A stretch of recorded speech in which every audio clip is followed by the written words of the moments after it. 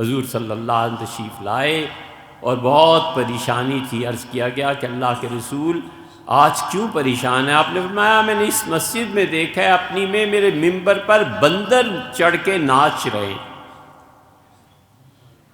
جب امویوں کا دور آیا، بنو امیہ قابض ہوئے، تو اس وقت جو تابعین کہتے تھے وہ کہتے تھے یہ ہے تعبیر حضور صلی اللہ علیہ وسلم کے خواب کی کہ ان کے ممبر پر بندر ناچ رہے ہیں، حکومت ان کو ملی جو اہل نہیں تھی.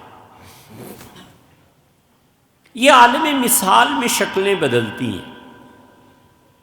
نبی کریم صلی اللہ علیہ وسلم عالم مثال میں چیزیں دیکھتے تھے، پھر عالم ظاہر میں اس کی تعبیر دیتے تھے. اور بڑا ہلکا سا نمونہ انسان کے خواب ہیں میں بتایا گیا ہے. یہ حضرت ابراہیم علیہ السلام کو دکھایا گیا کہ آپ اپنے بچے کو ذبح کر رہے ہیں، اور اصل میں حکم یہ تھا کہ دمبا ذبح کرو.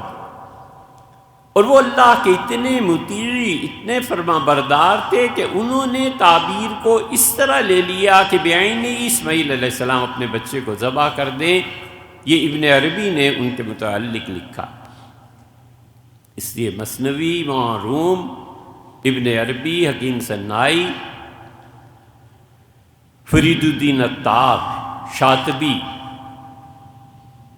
شاہ ولی اللہ، حضرت مجدد الفسانی سرہندی رحمہ اللہ، یہ 8-10 جو عالم اسلام کے بہترین مفکرین گزرے ہیں، ان کی کتابوں میں اس عالم مثال کا تذکرہ آپ کو ملے گا.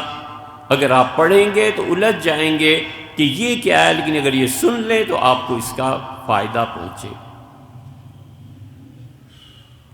اللہ اس عالم مثال کو دنیا میں دکھاتا ہے. اس لیے جو یہ اس تصوف پہ تنقید کرتے ہیں نا کہ صوفی ایسے اور صوفی ایسے اور روحانیت یہ، اور تصوف والوں نے اپنا مستقل ایک مذہب گھڑ لیا ہے، اس فتوے کو دینے سے پہلے سوچو تو تم امت میں کس کس پر گمراہی کا فتویٰ لگا رہے ہو. اس لیے ہوش کرنی چاہیے، پڑھنا چاہیے. اور جو لوگ کہیں بیعت ہوتے ہیں اور اللہ کو یاد کرتے ہیں اور مراقبات، ان کے لیے یہ عالم مثال بچوں کے کھیل ہیں. یہ وہ چیزیں اگر سمجھیں تو عالم اسلام کے اتنے بڑے بڑے ستون ان چیزوں پر بحث کرتے ہیں.